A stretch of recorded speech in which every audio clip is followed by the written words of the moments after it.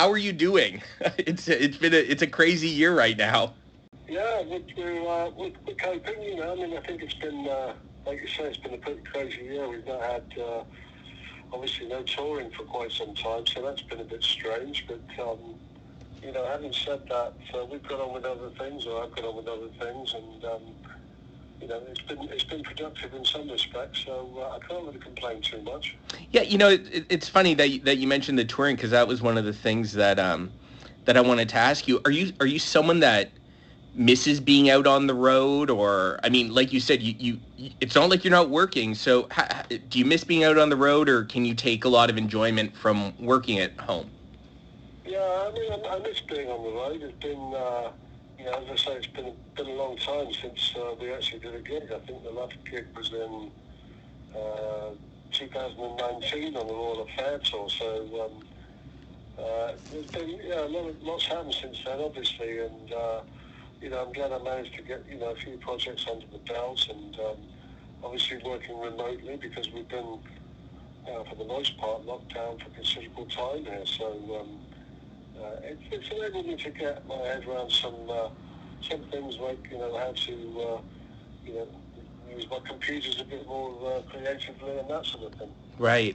Well, you managed to put together this really beautiful record with the Downs Braid Association with Chris Braid. I got to tell you, I've been having this really like stressed out morning this morning, and I'm sort of, I was sort of trying to balance a few things. I was feeling stressed out, and knowing that we were going to talk, I put on the album again. I've been listening to it a lot over the past couple of weeks, and it chilled me right out. So it's a really beautiful record. And I was. Well, I'm glad it's chilled you out. I mean, I think it's, you know, I'm very proud of the record. I think you know, we saw it as an album, and I think that, you know, in these days, it's nice to be looking at making, you know, an album per se, rather than it being, you know, a collection of songs. I think that we've got this great way of working, Chris and I. We've been, you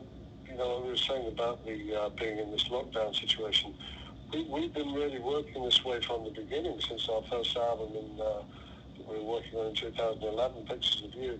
And because Chris was in LA and I've been over here in the UK, it's been it's been a pretty normal method that we've actually adopted. And I think that, you know, when you think about a lot of people these days have been working in the same way, because that's really all you've been able to do. You know, you've not been able to get into a room and put together stuff in the normal way, if there is a normal way.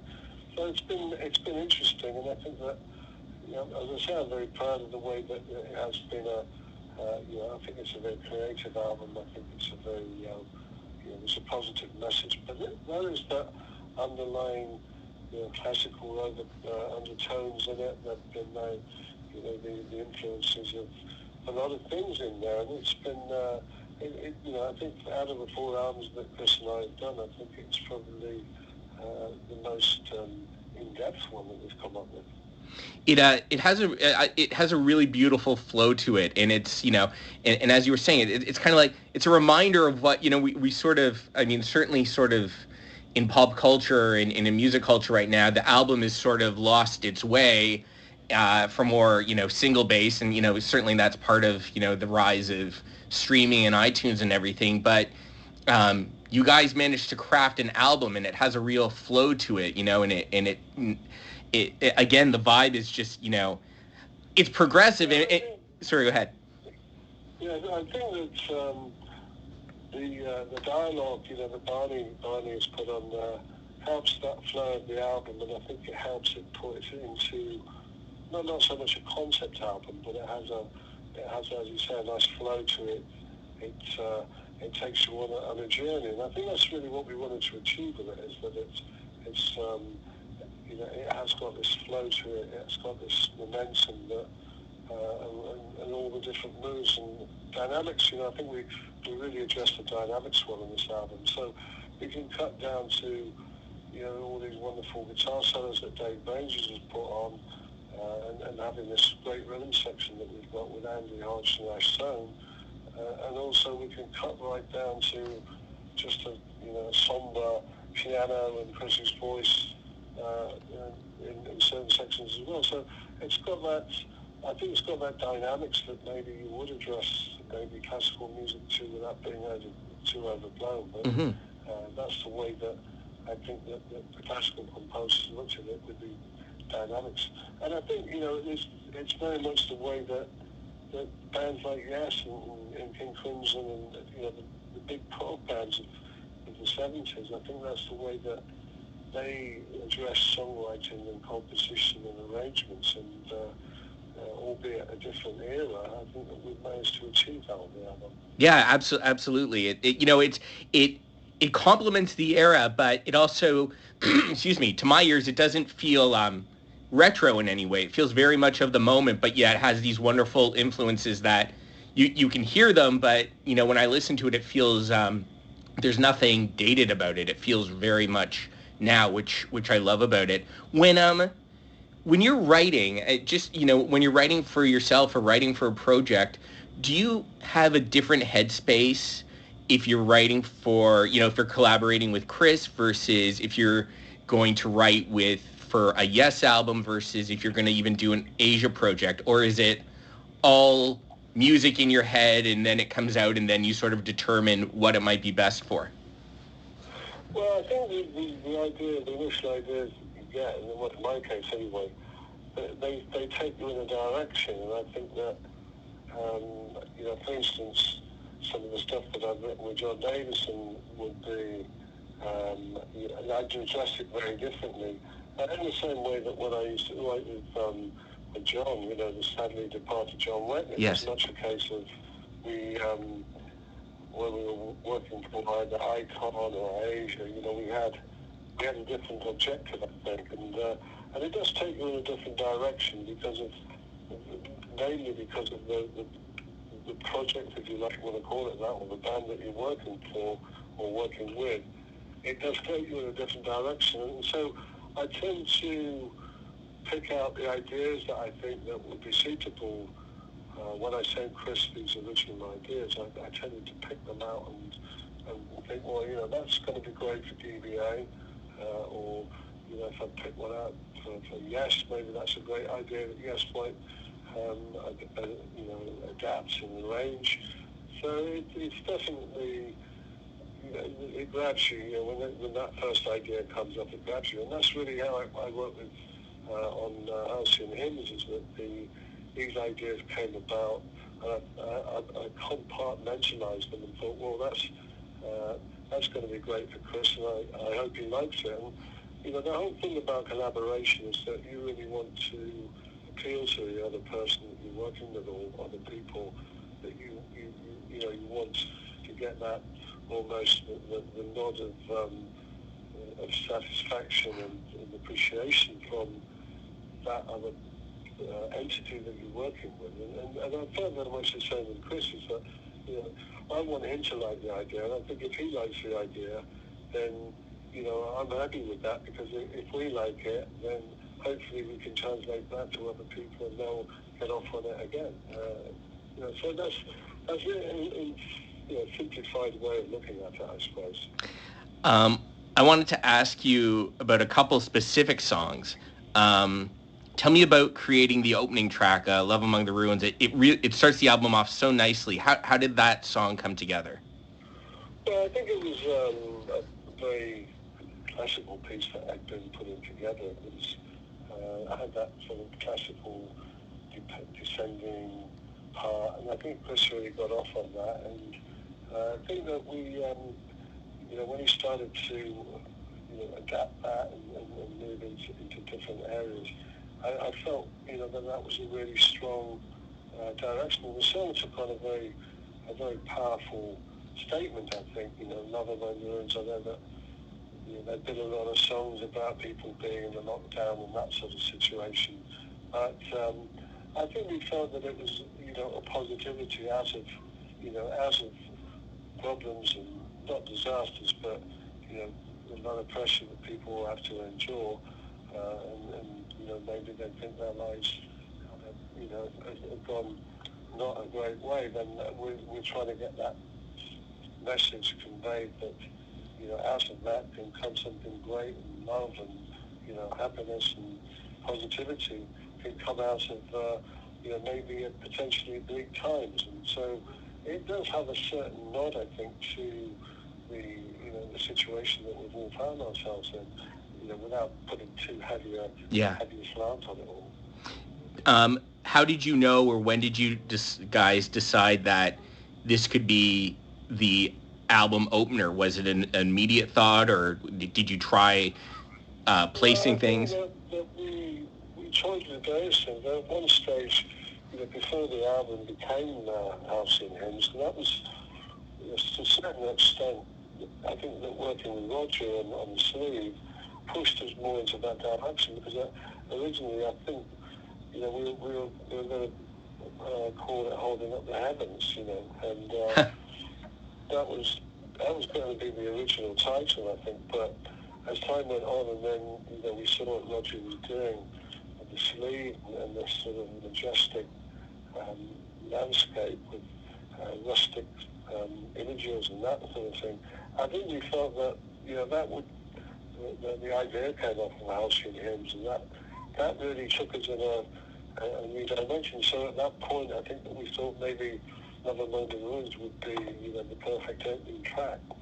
Yeah, it's great. It sets the album off on this sort of, on a great, for lack of a better word, it sets us on a great journey that I feel the album takes us through. Yeah, and I think that's what we did want to achieve that. I think we wanted to, because Chris and I, we're both big vinyl lovers, and I think that we often refer back to, the days when you put on one side of the vinyl and you listen to that, and then you turn it over and listen to the rest of it. So even though certain tracks might not be instantly accessible, you still have the idea that it's conceived as a whole, and I think that's important to make an album like that.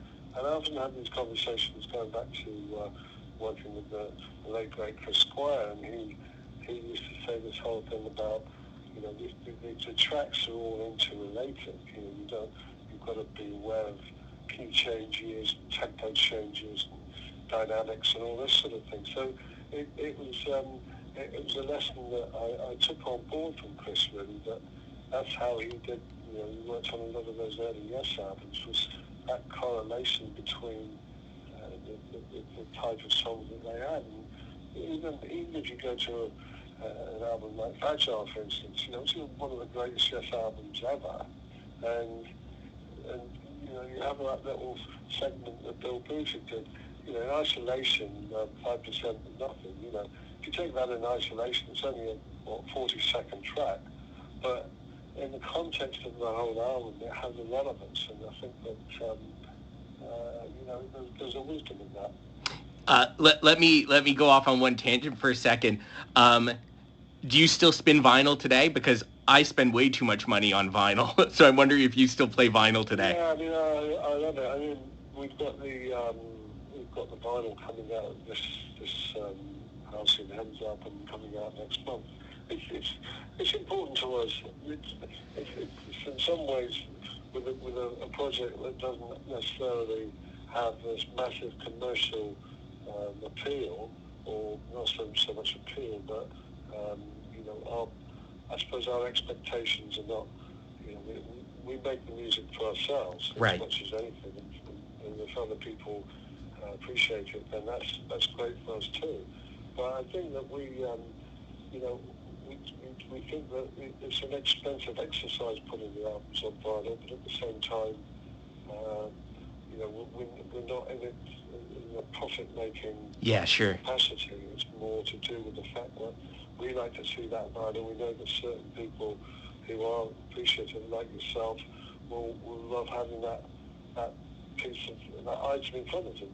And when you think about it, also it's to do with the wonderful Roger Dean sleeve, and open this album like you did in the old days, and look at that piece of art. There is a piece of art. You can put it on you can put it in a frame and have it on the wall, or you can put it on on your table and look at it and open it up like a book. You know, I think that these things are important to me, and I'm happy that there are people out there still appreciating the fact that vinyl has relevance. Yeah, it's there's something also quite, we're so reliant these days on our tech and our iPads and phones and everything. There is something very special about the tactile experience of taking a Yeah, I piece think of. so. And I think that someone like Roger Dean's artwork doesn't really lend itself to being reduced down to a postage stamp thumbnail um, or in fact the tracks on the album just come out as a collection of MP3s or whatever. You know, I think that's one way of looking at things and the way that it's gone to some large degree. But I still think that there's a validity in having that piece of vinyl there that you can put on. You don't jump around the tracks. You listen to it as a whole. Mm-hmm. I think that's an important way of appreciating music. In the same way that if you put on Beethoven's Fifth Symphony, you don't suddenly start halfway through the one side of the album and then jump to the fourth movement. I think that music in some capacity needs to be listened to from beginning to end, and I think that's one of the beauties of making music.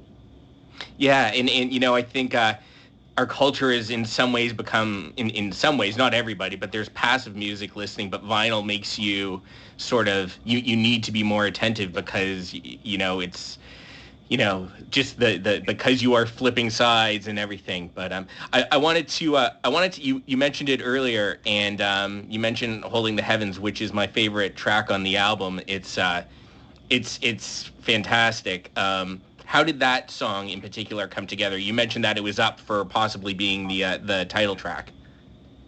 Well, I think it was probably the first one we worked on for the album. So I think that was one of the things that was, the logic behind it becoming the title track was that it had the feel of what was to come, and to some degree it does do that. Again, it has this positive streak in it that is not, but it carries some pathos as well. So it has a lot. There's a lot in there of what Chris and I do. Our writing, our collective putting together these ideas, and it was really it opened the door in a way. I think that was the thing. That particular track was the first one that Chris sent me, I think, and when I sent over all his original ideas to him, and that was the first one that he worked on.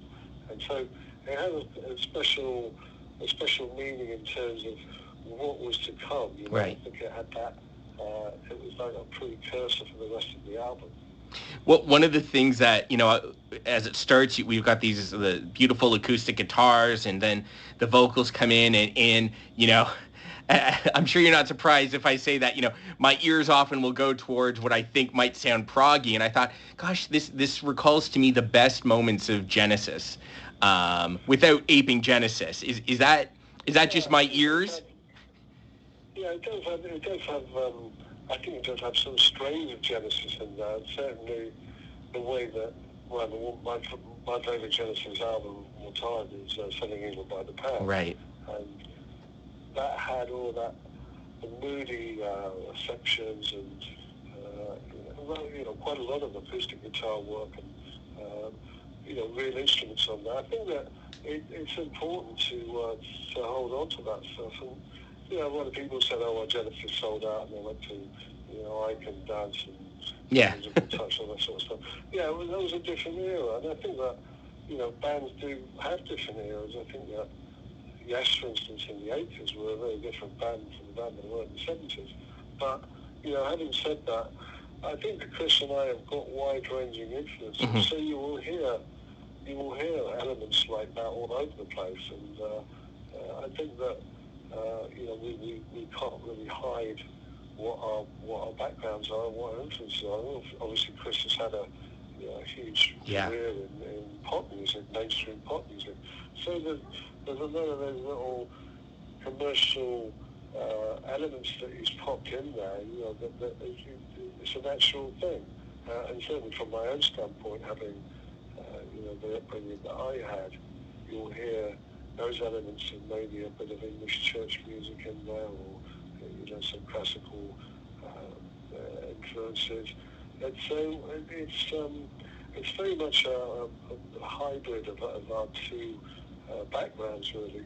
And so, yeah, you'll always hear a bit of Genesis, you'll always hear a bit of Yes in there, you'll hear a bit of modern day pop music in there, you'll hear a bit of bowls in there.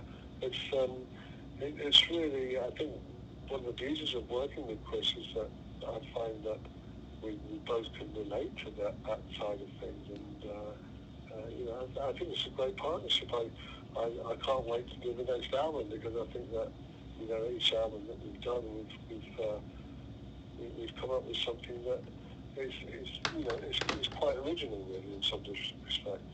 Absolutely, yeah. No, it's like I said off the top, it's a wonderful album. Now, I can't let you go before I ask you something about Yes, because you and I think we've been doing interviews now for about 10 years, which kind of boggles my mind. Yeah, we have. We go back a long way. I know, it's and you've always been great and accommodating, so I thank you for that. So this year marks 10 years since you rejoined Yes. It marks 10 years since Fly From Here, which I've probably told you before, and I'll tell you again. It is a top 5 Yes album for me, regardless of who's doing the vocals. I love that album. I loved it when it came out, and I love it now. But back in 2011, was it an easy decision for you to rejoin the group? Was it, sorry? Was it an easy decision for you to go back into Yes 10 years ago? That was great. I've spoken to Steve and Chris and Alan over the years, and not sort of very closely with them, but I saw Chris in LA a couple of years prior to that, and there was always this thing about, you should come back to Yes one day. That was the thing that they were telling me, and it didn't really happen because I was, at that point, I was tied up with Asia. I think we did a tour with Yes and Asia on the same bill in 2009. Mm-hmm. But it was always not bubbling away there. And I think when the opportunity came in 2011 that Trevor was producing their album, they'd asked Trevor to produce an album. And at that time, Oliver and Benoit had come into Yes a few years prior to that.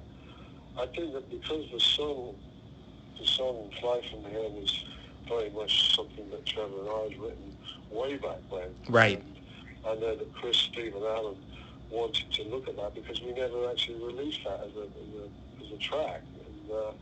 And we performed it on stage on the drama tour, but we never released it as a recording.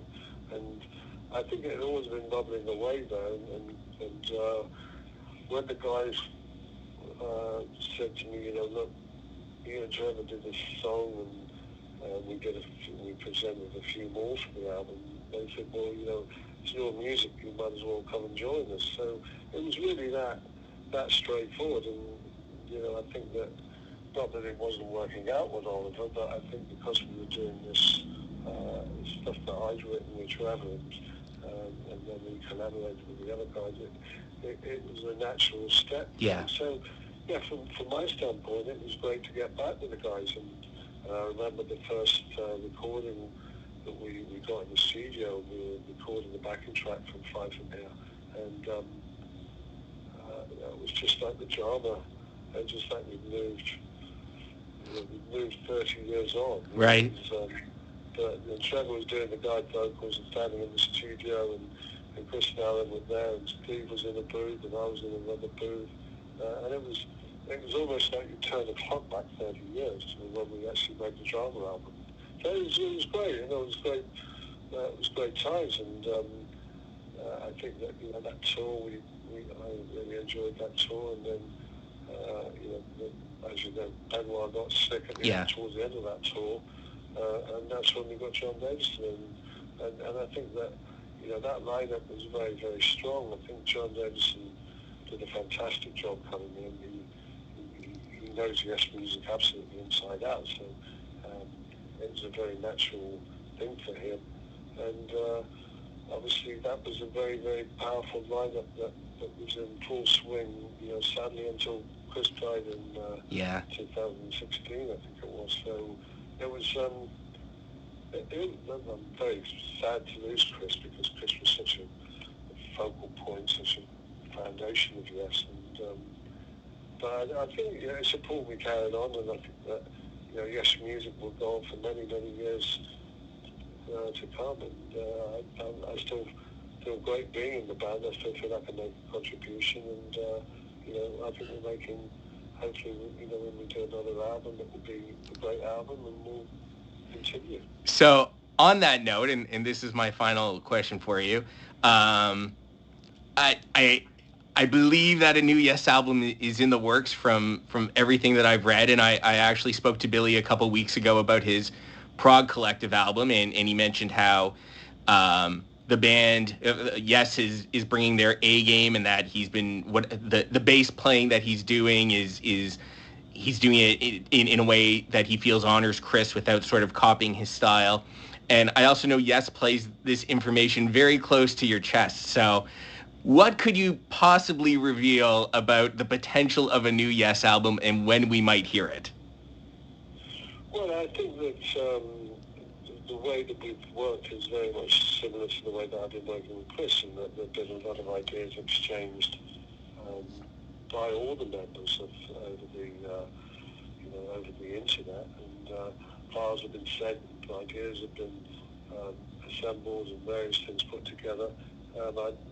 It's not a done deal yet, because there's still work to do, but it certainly moves along a bit until we can actually all get into one room. Then it's fairly early days. But having said that, I think from what I can see, it's working towards being a really great Yes album, and I think that the fans will be extremely happy with the way the direction's gone. It's not the same as, say, the Heaven and Earth album. This album's going to be a lot more. I couldn't really make any comparisons, but I think it's fair to say that it's going to be a great album. That's fantastic. Well, I look forward to hearing it, and I look forward to the day when I can see my favorite band in concert again, hopefully, maybe this year. Yeah, we all. Yeah. Yeah, we all do. I think that time's marching on, and we're all really keen to get back out there again and do what we do. I mean, that's what we like to do. We like to go out there and play to the fans, and hopefully it will be sooner rather than later.